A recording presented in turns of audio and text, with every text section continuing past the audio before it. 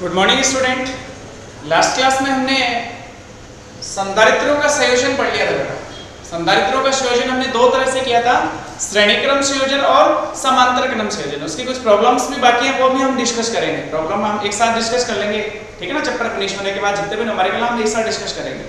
तो उसमें हमने श्रेणी क्रम संयोजन देख लिया और समांतर क्रम संयोजन देख लिया। अगर संधारित्रों का श्रेणी क्रम संयोजन देखना होता है, बहुत सारे अलग अलग संधारित्र जिनकी धारिताएं अलग अलग होती है, C1 C2 C3, और श्रेणी क्रम संयोजन में तुल्य धारिता निकालनी हो परिपथ की, तो 1/c equivalent equals to 1/c1 plus 1/c2 plus 1/c3 up to 1/cn। ये फॉर्मूला हम काम में लेते हैं, ठीक है।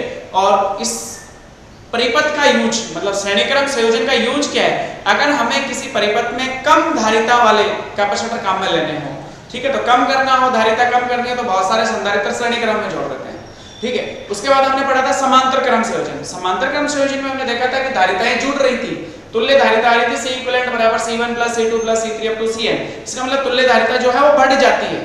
तो अगर हमें किसी परिपथ में ज्यादा धारिता वाले संधारित्र काम में लेने हो, ज्यादा धारिता हमें चाहिए होती है वहां, तो हमें क्या करना होगा, बहुत सारे संधारित्रों को समांतर क्रम में जोड़ो और परिपथ में कनेक्ट कर दो, तो आपकी धारिता क्या होगी, बढ़ जाती है, ठीक है।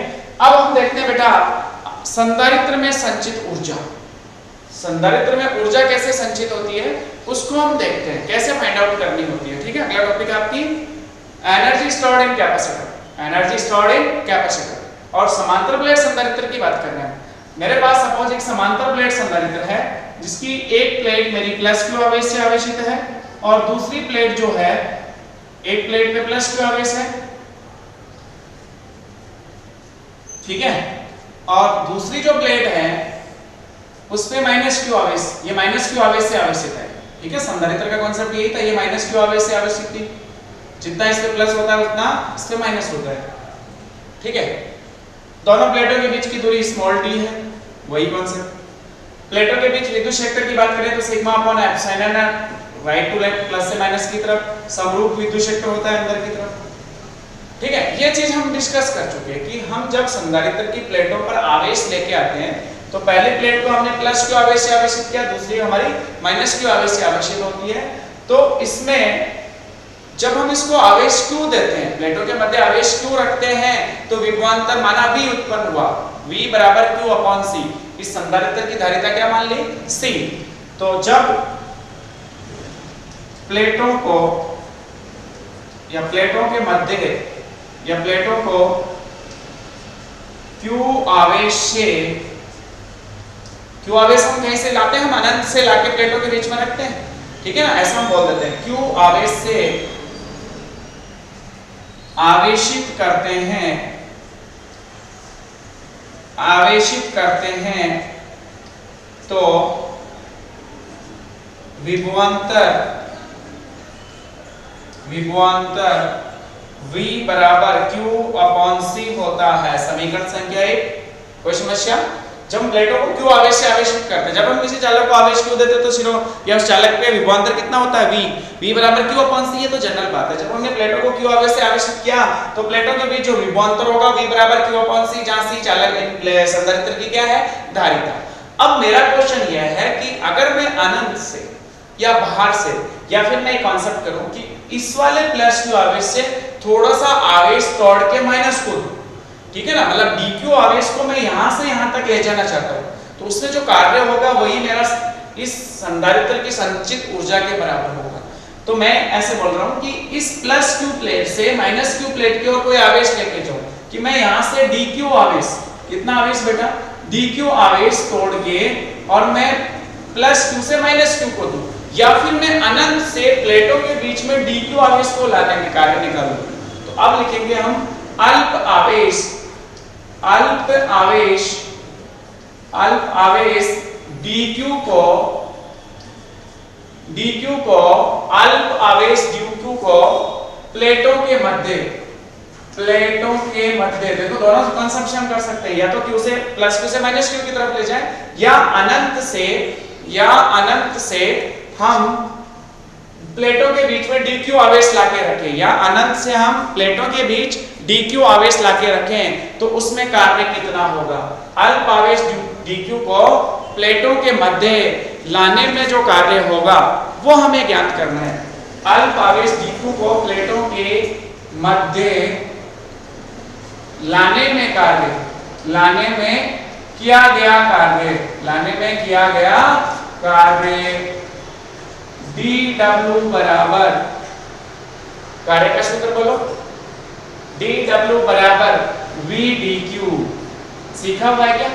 v बराबर w अपॉन q फॉर्मूला होता था विभवांतर कार्य में संबंध, तो dw बराबर v dq। हम आवेश कितना ला रहे हैं? dq।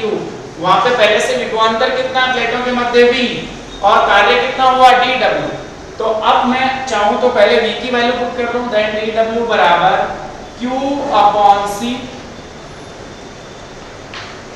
इसको स्मॉल q ले लेना कि प्लेटों के ऊपर जो पहले आवेश है वो स्मॉल q है, ठीक है ना, स्मॉल q मतलब small q upon c dq।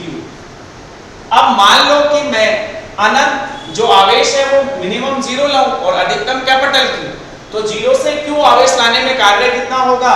कुल कार्य। इसके लिए हमें क्या करना होगा? दोनों तरफ समाकलन, 0 से कैपिटल q में क्या कर लेंगे इसका कि न्यूनतम जो आवेश है वो शून्य ला सकता है और अधिकतम कैपिटल q, ठीक है। इसका समाकलन हो गया w। इसमें देखो 1/c कांस्टेंट, समाकलन 0 से capital Q small q dq, q का q के सापेक्ष समाकलन q²/2। सूत्र सीखा हुआ x का n+1/n+1, देन w बराबर 1/c, उत्तर आया q²/2।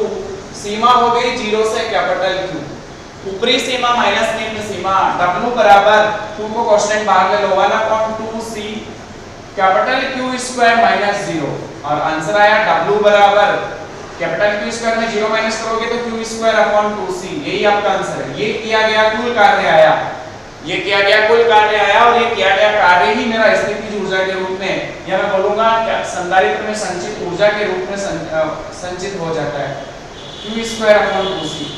U बराबर Q²/2c, ये मेरे पास संचित ऊर्जा का सूत्र होगा। प्लेटों के मध्य संचित ऊर्जा का मान होगा Q²/2c। समीकरण संख्या नेक्स्ट 2 डाल दी इसको। अब हम जानते हैं, देखो कॉन्सेप्ट QC और V में रिलेशन, Q बराबर हम जानते हैं CV होता है। अगर मैं Q की जगह CV रखूं तो U कितना होगा? Q² मतलब C² V²/2c।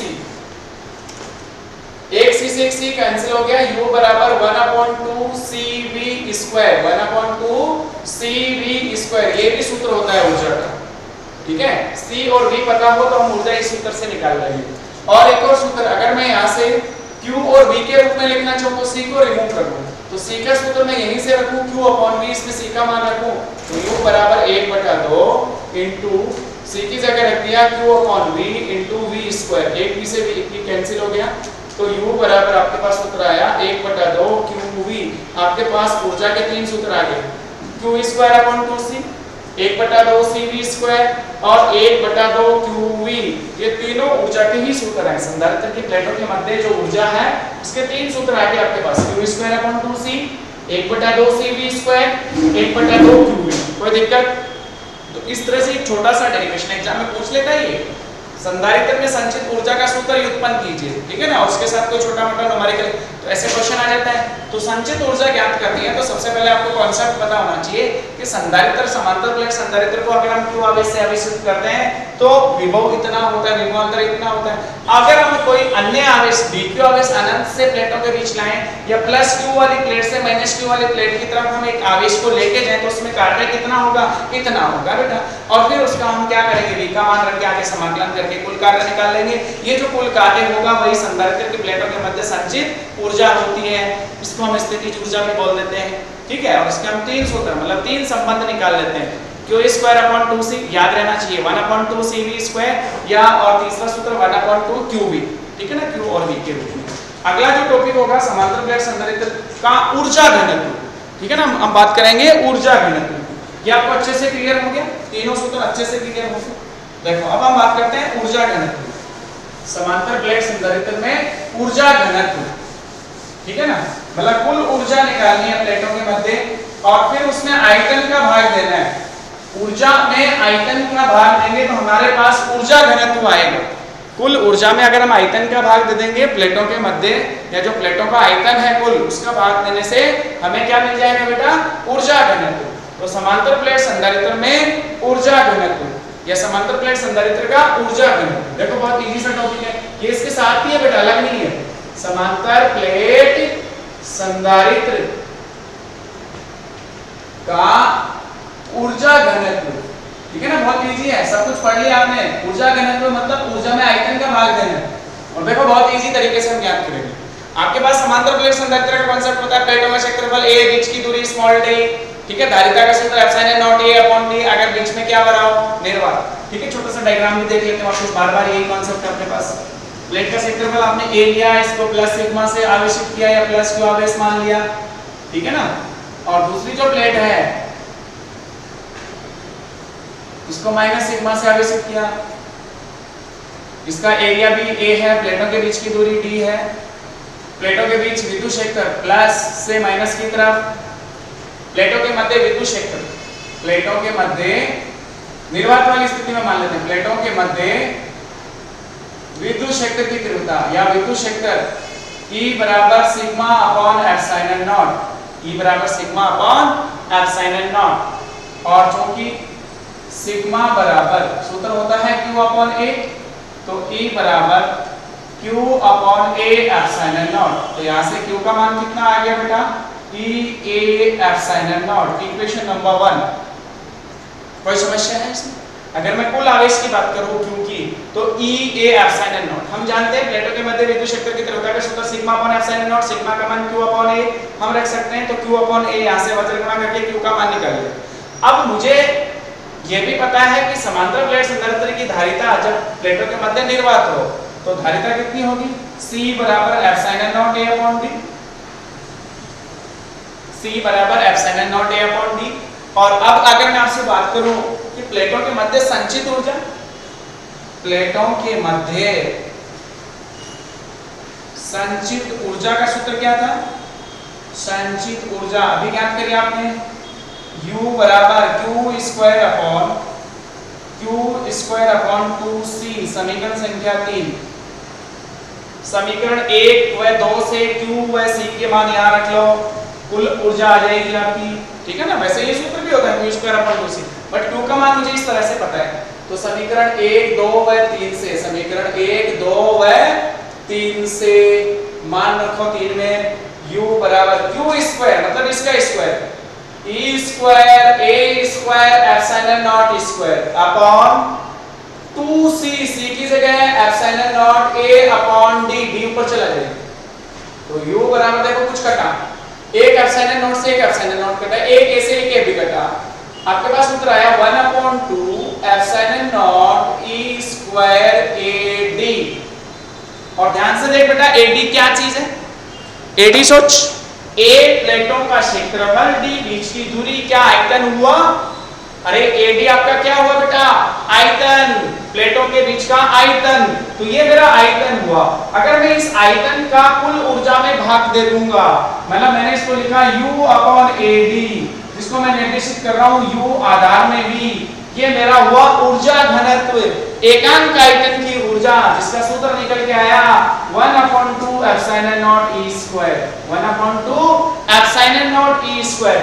E की जगह अगर मैं sigma upon epsilon naught put करूं, सिंस E बराबर sigma upon epsilon naught, then एकांक आयतन की जो ऊर्जा है वो आई 1/2 एप्सिलॉन नॉट E स्क्वायर, मतलब sigma square upon epsilon naught square. एक एप्सिलॉन नॉट करना, U V का सूत्र आया 1/2 sigma square upon epsilon naught, या sigma square upon 2 epsilon naught, या 1/2 एप्सिलॉन नॉट E स्क्वायर। कोई सा भी काम में ले सकते हैं। आपको सिग्मा पता है तो ये वाला फार्मूला काम में लो, आपको E पता है तो ये वाला फार्मूला काम में लेना होता है। Sigma square upon 2 epsilon naught या 1/2 एप्सिलॉन नॉट E स्क्वायर, ऐसा कुछ तो हमने सेकंड चैप्टर में पहले ही पढ़ लिया था। किसी चालक की सतह पर बाहर की ओर कोई दाब लगता है वो इतना ही होता है, किसी चालक की सतह पर जो दाब लगता है ना वो इतना ही होता है, sigma square upon 2 epsilon not. आवेशों के कारण जो दाब लगता है उसका मान इतना ही होता है बेटा। क्या ये वाला टॉपिक भी आपको अच्छे से क्लियर हो गया? एक और छोटा सा इसमें सब टॉपिक चल रहा है साथ में है, संधारित्रों के संयोजन में संचित ऊर्जा, ठीक है ना। ऊर्जा से संबंधित अपने पास 3 टॉपिक है और आज ये तीनों टॉपिक अच्छे से डिस्कस कर लेते हैं। संधारित्रों के संयोजन में संचित ऊर्जा, देखो बहुत इजी सा टॉपिक है। कुल ऊर्जा आपने ज्ञात कर ली, ऊर्जा घनत्व आपने ज्ञात कर लिया। अब हम बात करेंगे संयोजन की ऊर्जा, संधारित्रों के संयोजन में कुल ऊर्जा। देखो ध्यान से, संधारित्रों का संयोजन हमने दो प्रकार से पढ़ा, श्रेणी क्रम संयोजन और समांतर क्रम संयोजन। संधारित्रों के संयोजन में संचित ऊर्जा, तो पहले हम समांतर श्रेणी क्रम की बात करेंगे। संधारित्र के या संधारित्रों के संयोजन में, संधारित्रों के संयोजन में संचित ऊर्जा, संचित ऊर्जा कितनी ऊर्जा संचित या कुल ऊर्जा कितनी होगी। पहले हम बात करें श्रेणी क्रम संयोजन की। पहले हम किसकी बात करें बेटा, सीरीज कॉम्बिनेशन की, श्रेणी क्रम संयोजन की। देखो पहले हम पढ़ेंगे श्रेणी क्रम संयोजन में। श्रेणी क्रम संयोजन में कुल ऊर्जा कितनी होगी, ठीक है। श्रेणी क्रम संयोजन में कुल ऊर्जा निकालनी है हमें। हम श्रेणी क्रम संयोजन में जानते हैं 1/c equivalent equals to 1/c1 plus 1/c2 plus तुल्यधारिता का सूत्र यही होता है। श्रेणी क्रम संयोजन की तुल्यधारिता का सूत्र यही होता है 1/c equivalent equals to 1/c1 plus 1/c2 plus 1/c3 up to 1/cn। और अगर हम कुल ऊर्जा की बात करें, कुल ऊर्जा का सूत्र होगा U बराबर q स्क्वायर अपॉन 2। मैं श्रेणी क्रम की बात कर रहा हूं तो श्रेणी क्रम संयोजन की तुल्यधारिता से इक्विवेलेंट ये सूत्र लिखूंगा U बराबर q स्क्वायर अपॉन 2 से इक्विवेलेंट। और अब ध्यान से देख बेटा 1/c इक्विवेलेंट, 1/c इक्विवेलेंट की जगह ये वैल्यू पुट कर सकते हैं। देन U इक्वल्स टू कितना है बेटा, q स्क्वायर अपॉन 2 ब्रैकेट में लिखेंगे 1/c1 plus 1/c2 plus 1/c3 plus up to 1/cn। और अब क्या करना है, इसको अंदर गुणा कर देना है। देन कुल ऊर्जा आ गई q स्क्वायर अपॉन 2c1 पहले संधारित्र की plus q square upon 2c2 दूसरे संधारित्र की प्लस ऐसे तीसरे की प्लस ऐसे ही nवे की q स्क्वायर अपॉन 2cn। तो कुल ऊर्जा क्या होगी, अलग अलग संधारित्रों में जो संचित हो रही है उन सबका जोड़, सबका क्या कर लेंगे बेटा, जोड़। पहले संधारित्र की कुल ऊर्जा U1, दूसरे की U2, तीसरे की U3 अप टू UN। जितने भी संधारित्र अपने श्रेणी क्रम में जोड़ रखे हैं उन सबकी कुल ऊर्जा निकाल लो, अलग अलग ऊर्जा निकाल लो और सबका क्या कर लो, जोड़ कर लो। श्रेणी क्रम में ऐसे ही ज्ञात करते हैं। अब बात कर लेते हैं समांतर क्रम की, साथ के साथ ही समांतर क्रम में देख लो। समांतर क्रम में कुल ऊर्जा, समांतर क्रम की धारिता का सूत्र देखो C equivalent equals to C1 plus C2 plus C3 up to Cn। यही होता है धारिता का सूत्र, C1 plus C2 plus C3 up to Cn। और कुल ऊर्जा की बात करें, देखो ध्यान से, इसमें जो C अपॉन में था इसलिए मैंने ये सूत्र काम में लिया। मैं कुल ऊर्जा के लिए ये वाला सूत्र काम में ले सकता हूं 1/2 C equivalent into V square. समांतर क्रम में V कांस्टेंट होता है, सब जितने भी जोड़ोगे सबके लिए, सॉरी V कांस्टेंट, V नियत होता है और Q अलग अलग होता है। इस वाले केस में Q सेम होता है और V अलग अलग होता है। ये तो हम सीख ही चुके, तो हमने ये सूत्र काम में लेना है। अब आप C इक्विवेलेंट का ये फॉर्मूला यहां पुट कर लो, देन कुल ऊर्जा आ गई 1/2 V स्क्वायर का कॉमन ले लिया, C1 plus C2 plus C3 up two plus Cn। आप इस 1/2 V स्क्वायर को अंदर मल्टीप्लाई कर लो, then 1/2 C1 V square plus 1/2 C2 V square plus up to 1/2 Cn V square. क्या ये पहले संधारित्र की कुल ऊर्जा है कि ये दूसरे संधारित्र की, ये तीसरे nवे की। Then U equals to formula आया U1 plus U2 plus U3 up to UN। इसका मतलब इसमें भी वही कंसेप्ट करना है कि समांतर क्रम संयोजन में अगर कुल ऊर्जा निकालनी है तो आप क्या करोगे, अलग अलग संधारित्र जो आपने जोड़ रखे हैं उनकी ऊर्जा निकालो, सबका जोड़ कर लो, जैसे श्रेणी क्रम में किया। दोनों में एक जैसा कॉन्सेप्ट है, ठीक है बेटा। इस तरह से हम संयोजन की कुल ऊर्जा निकाल लेते हैं, ठीक है। अगली क्लास में लास्ट टॉपिक करेंगे अपन और उसके बाद न्यूमेरिकल। थैंक यू बेटा।